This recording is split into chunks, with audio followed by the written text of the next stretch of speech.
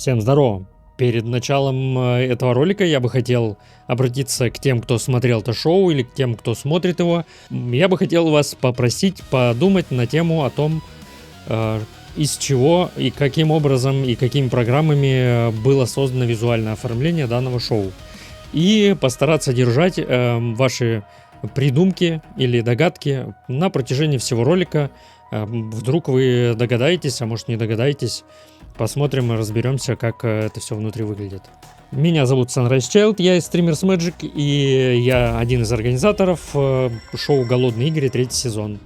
Сегодня я вам хочу показать оформление, которое я сделал для этого ивента, показать, что было включено в эфир, какие части не вошли в эфир. Для тех, кто хочет повторить, сделать что-то подобное, у меня будет небольшой подарок, поэтому смотрите все видео полностью. В первый день мы с Игорем прогнали несколько раз то, что он должен делать, какие элементы включать, отключать, какие кнопки на деке в какой момент нажимать. К слову, на стримдеке у него около 70 кнопок плюс-минус, да, там может даже больше. Игорь в это время проговаривал, что он должен, укрупненно, что он должен говорить в эти моменты. И знаете что, я был супер удивлен, что он ни разу не запнулся. И готов без привлечения сказать, что это один из самых скилловых людей, с которыми мне довелось работать. Да, я наблюдаю за многими стримерами, смотрю, как они ведут эфиры, какие-то детали подмечаю, потому что, это часть моей работы. Вот, и скажу, что Игорь, ты красавчик, ты молодец, все было сделано прям как надо. Скорее всего, большинство зрителей видели только картинку и даже не задумывались о том, сколько труда было вложено. Возможно, некоторые видели, что это какое-то заготовленное видео, заранее записанное, да, и Игорь просто свайпал его в сторону. Возможно, часть ребят понимала, что это сделано сложно, но абсолютно не понимали, каким образом это было реализовано. Для двух этих типов людей, скорее всего, это выглядело, какая-то магия. Стримерская, естественно. И лишь единицы, наверное, понимали о том, что на 95% всего, что увидели, сделано внутри OBS.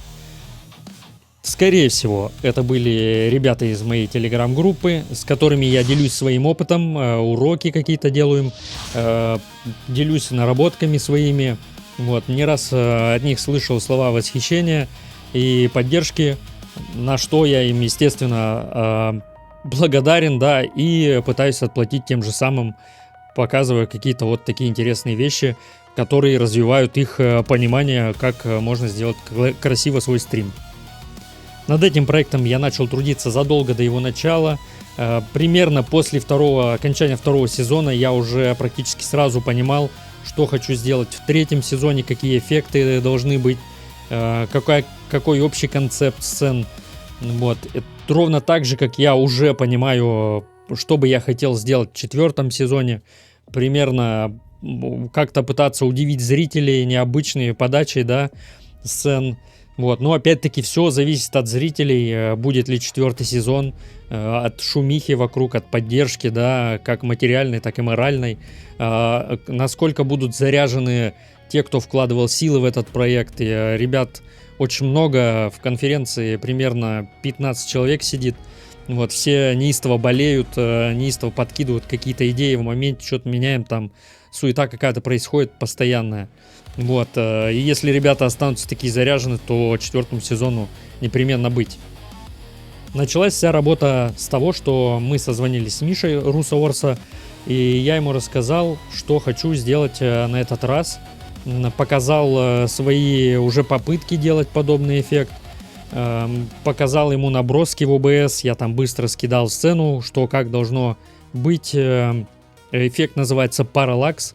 Для справки, это эффект, который имитирует псевдоглубину картинки, когда несколько разных слоев изображений двигаются с разной скоростью, создавая такую глубину самой картинки.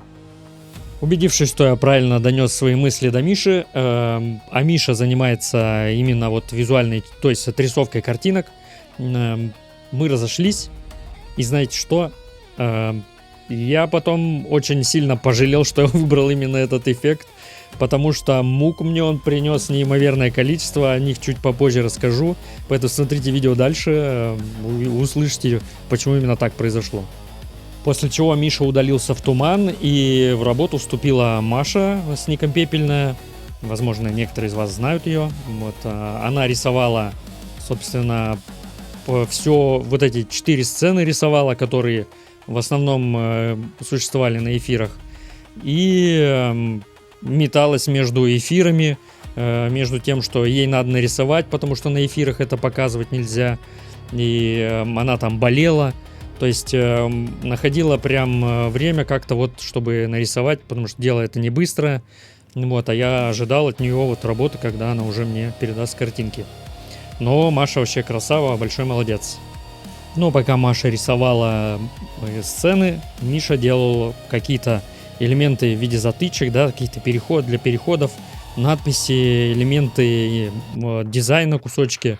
Вот, и этих двух товарищей я ждал, чтобы стартануть, все переносить в OBS. И вот Игорь объявляет дату начала сезона. И ребята как раз скидывают мне то, что они сделали, вот, чтобы я приступил к работе. Я понимаю, что времени мало, работы много. Вот, и по итогу, что мне пришлось сделать. Первое. У Маши не очень много работы с подобного рода анимациями и в целом, да, какими-то такими идеями. Просто рисует. Вот, я попросил разделить все на слои. Вот, а оказалось, что она на слои разделила, но забыла одну важную часть. Это прорисовать то, что находится сзади картинок. То есть, получается, если была пальма, то за пальмой была дырка. И если был корабль, то за кораблем была дырка. И мне все эти моменты пришлось дорисовывать, как-то сглаживать, потому что при параллаксе картинки сдвигаются друг за другом, и то, что было за картинкой, становится видным. Поэтому дырки быть не должны. Еще одну вещь, которую я понял, что она мне прислала 16:9 картинки ровно. И мне не хватает ширины картинок, так как некоторые движутся быстрее, они должны быть шире. На горизонте, например, да, или наоборот. Вблизи, если мы двигаем быстрее, то вблизи картинка должна быть шире, то есть такая конусообразная история должна присутствовать. То есть сзади нормальная картинка, а уже впереди, чтобы мы двигали влево-вправо, шире должны быть. По итогу этап фотошопства занимал у меня от 1 до 1,5 дня, примерно по 7-8 часов работы. И так для каждой сцены отдельно. Потом еще примерно столько же занимало процесс переноса этого всего из фотошопа в OBS, накладывание фильтров, все это переименовывать надо было, нельзя просто так дропнуть в OBS. Image 1, Image 2, как многие стримеры любят делать, я придерживаюсь политики, что надо все наименовывать, как, чтобы было понятно навигационно потом где-то подключать стример-боти, работу фильтров и так далее. Фильтр тоже подписываю, чтобы, во-первых, глазу еще приятно было, но, во-вторых, естественно, практической точки зрения это более удобно, не путаешься. Ну и вот вроде бы я собрал 4 сцены, все хорошо, и применил к нескольким из них эффект параллакса, подвигал немного туда-сюда все элементы на сцене. Далее записал видео, скинул ребятам на оценку в конфу, и они сказали, что это культурный шок. Вот, я довольный пошел в OBS, и тут до меня доходит супер страшная мысль, которая у меня небольшой тильт. Я несколько дней не работал, думал, как это сделать. Вот, потом, взяв свои все силы в кулак, что надо доделывать, уже много работы проделано, не могу ребят подвести. Пошел, вооружился нейросетями в фотошопе, начал разрезать слои, да, вот склеивать 2 картинки боковые, края, да, какой-то переход придумывать. Потом наступил просмотровый какой-то ад, я из раза в раз прогонял анимации, влево-вправо двигая, похоже, не похоже, есть параллакс, нету. Скорее всего, многие из вас даже не заметили эти переходы, что они есть. На самом деле, это мы переключали 7 сцен, вы, скорее всего, даже не увидели этого. Вот, и если, кстати, увидели, Можете оставить комментарий, что увидели. Если не увидели, обязательно ставьте лайк, ведь я добился того, чего хотел. Ну и параллельно работая во всем этом вот ужасе творческом, мой мозг подкидывал еще идеи, накидывал просто буквально. А что, говорит, если мы сделаем вот то солнышко, которое просто висит, а давай сделаем восход, чтобы был. Понимаю, я понимаю уже, да, что какие возможности есть у ОБС, могу ли я это реализовать или нет. А вот давай лодка будет качаться, а вот давай корабли будут тоже качаться, а вот листва, чтобы надо как листва качалась, не просто там вот колыхалась, а именно вот по физике, чтобы было. А давай вот затмение Луны сделаем, а давай сделаем затмение Луны, чтобы, буквы были на Луне на этой. Вот ж, классно будет. А чтобы это еще и светом как бы притемняло цвет всей темы, всей сцены. И потом опять обратно свет появлялся. А давай сделаем эффект фокусного расстояния, чтобы был, как будто бы камера вот это объектив крутит, да, и фокус меняется. А давай, и знаете что, у меня еще была идея, и она почти была, точнее она была реализована, чтобы лучи от солнца на пляжу проходили сквозь щели между этими экранами, то есть экраны шевелятся, а между ними свет прямо в экран падает. То есть вот так вот видно, да, такое лучи от солнца, рейтрейсинг, алло. Вот, и я это все реализовал по итогу, но я понимал, что практически не могу остановиться, накидывая идеи. Это хочу, как ребенок в каком-то супермаркете с игрушками. Вот. Но надо было себя стопить, потому что я понимал, что дедлайн близок, и надо было как-то к этому приходить к концу, доделывать уже. Вот. И по итогу продолжал работать. По итогу вот этих всех фантазий мне пришлось сделать 4 шейдера для OBS, и спустя 1,5 недели примерно все вот это вот уже было готово. На сценах получилось около 200 источников, каждому в среднем было присвоено около 2,5 фильтров, это 500 фильтров. Фу, как же я запарился это делать, капец. Но визуальное оформление — это всего какая-то часть того, что происходило у вас на экране. Помимо этого, мне надо было сделать еще штуку, которая управляет экранами. И так как я понимал, что эта штука динамическая должна быть, у нас постоянное выбывание игроков, разное расположение экранов, надо было сделать, чтобы ники вводились, чтобы линки вставлялись в плееры, чтобы Игорь мог там добавлять цвета: красный, зеленый, синий и так далее, чтобы это все разные положения имело, там зум одного, зум двух, все, зум команды одной и так далее. Вот это все мне надо было еще дополнительно сверху реализовать, так как, все-таки не могу подвести, я эти штуки ему ранее делал и обещал, что тут тоже сделаю, и постарался это все реализовать. На разработку всего этого у меня ушло примерно еще 1,5 недели беспрерывной работы. Это был мой не первый подход к этому делу, я уже делал ранее игру, как говорил. Делал все в стримерботе, пользуюсь штатными функциями стримербота. Все, логику выстраивал, там экраны у него, первые ми там были тогда еще. Вот. Потом более осознанно подходил к этому делу. У Игоря уже появились там список участников вводить, у него там подтягивались ники в плееры, все меняло размер свой, рамки меняли размер, все, зумы там, вот это все через фильтры в OBS работало, и даже он управлял Дискорде участниками со своей стримдеки, он вообще к клавиатуре не прикасался. Там я уже прибегал немного не к штатным историям в стримерботе, часть уже было написано на C-Sharp, и вот это были мои 2 подхода к этому всему. В этот раз, понимая сложность данного ивента, и в целом я хотел сделать универсальный продукт, который не требовал бы дальнейших доработок, я сделал следующее. Сделал запрос ссылки из альтернативного источника по желанию, по галочке, да, помимо основного, для вставки в плеер. Сделал индивидуальную настройку качества для каждого участника. Сделал автоматическое добавление фильтров на сцену, если их нету, которые перемещали экраны. Сделал превью расположения экранов. В самом стримерботе окошко вылазит, показывается превью, как экраны располагаются на OBS на сцене. Сделал возможность добавить или убавлять количество экранов через интерфейс стримербота, менять их расположение на этом превью, как вручную цифры вводить, так и просто перетаскиванием мышки, использовать расположение экранов из OBS, то есть импорт из OBS, расставили OBS как надо, нажали кнопку, все выглядит как в OBS в стримерботе. Возможность указать сцену, на которой находятся эти экраны, то есть несколько пресетов экрана держать. Работать с префиксом этих плееров, да, экранов, то есть можно разные префиксы задавать, там P, плеер, там игрок один, игрок, точнее не один, а просто игрок и так далее. Помимо всего этого реализовал логику расстановки экранов с зумом, группой или свободная расстановка, то есть можно было зумить по 3 человека, по 2 человека по очереди, да, или как укажешь, если это командное состязание. Вот.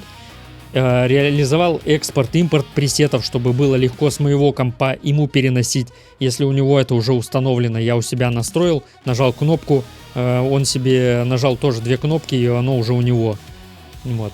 И еще кучу всего по мелочи сделал, всяких доработок очень крутых. Вот. И теперь у него практически, ну, оно немного не закончено, я буду дописывать это дело после окончания сезона.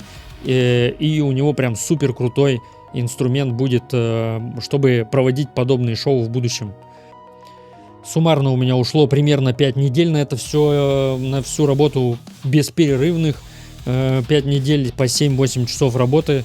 По времени это вышло гораздо больше, потому что были дни, когда у меня какие-то ИРЛ дела были, надо было сходить сделать. Либо у меня был какой-то творческий ступор, когда я сидел, просто не хотел даже к компу подходить, потому что был немного истощен.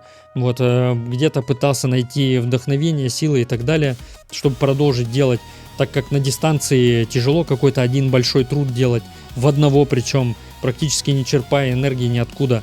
Вот, но раз я выбрал этот путь, большим толчком таким было, что я ребятам обещал, и я не могу подвести, и делал, вставал, через силу делал.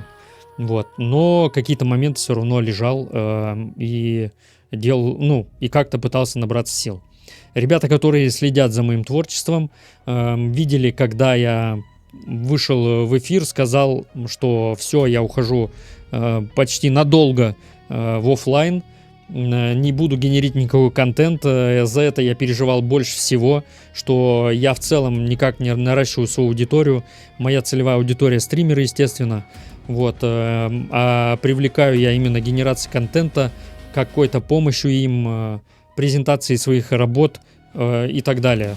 Этого я ничего не делал, просто делал вот этот проект. Вот. Но раз я загадал, я должен довести был это дело до конца.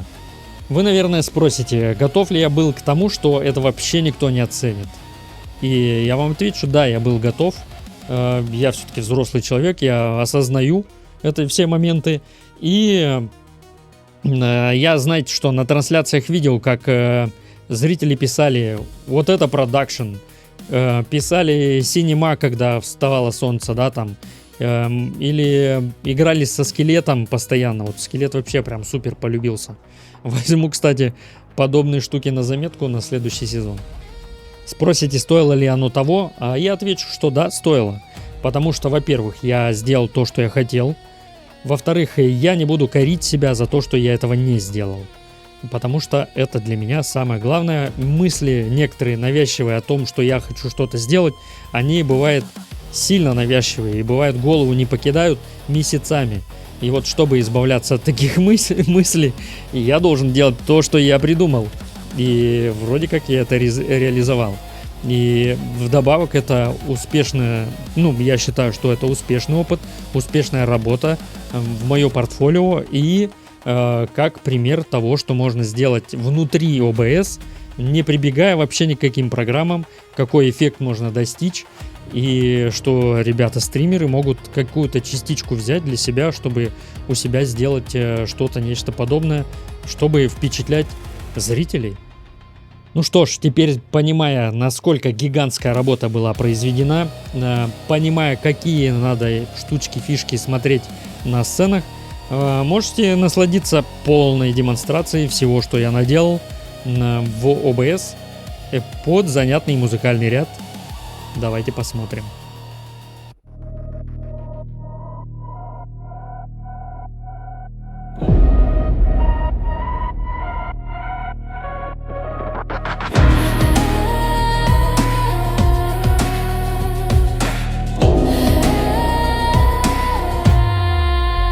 Нас было 12, начало пути, сложнее дороги, нигде не найти.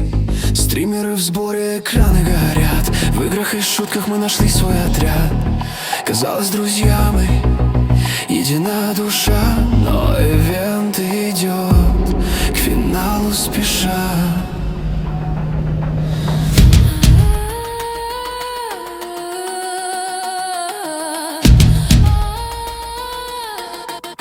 Ведущий смеется, сгущая туман. Любой наш союз — это самообман. Не нужен им реакции ноль. Здесь главный ресурс — причиненная боль. -1, таймер бьет как набат.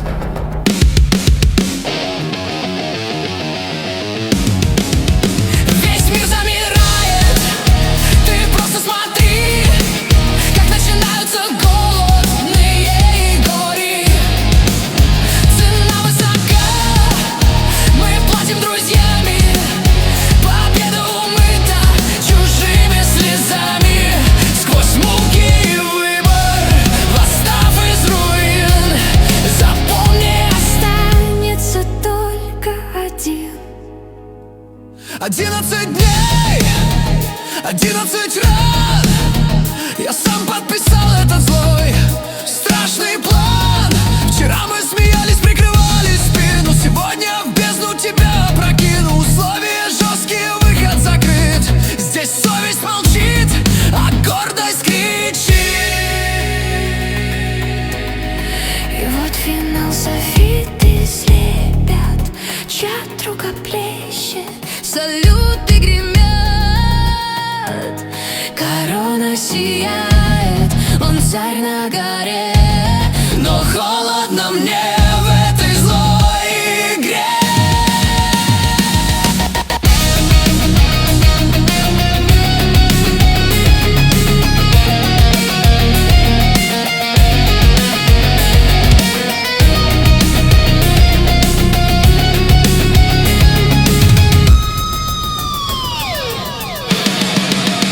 Весь мир замирает, ты просто смотри, как начинаются голодные игры.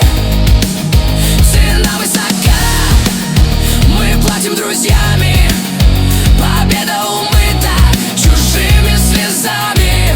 Сквозь муки и выбор, восстав из руин, запомни, останется только один. Вокруг оваций, слава и свет, а рядом со мною никого больше нет. Я выиграл все, я достиг всех вершин, но в списке друзей лишь оффлайн режим. Я выгнал вас всех, я остался один. Совсем один.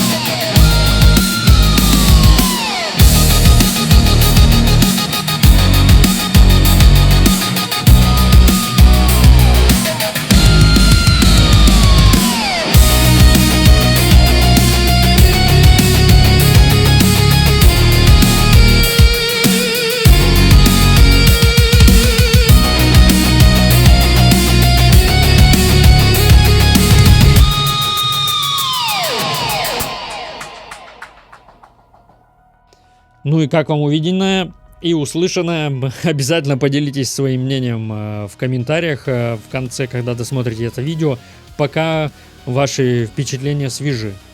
Вот. И не забудьте подписаться, если ты стример.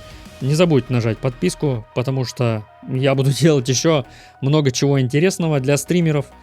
И, может быть, какие-то вещи себе на стрим заберешь. Если залетел трек, ссылка на прослушивание или скачивание в описании. Заходи, там же будет текст песни.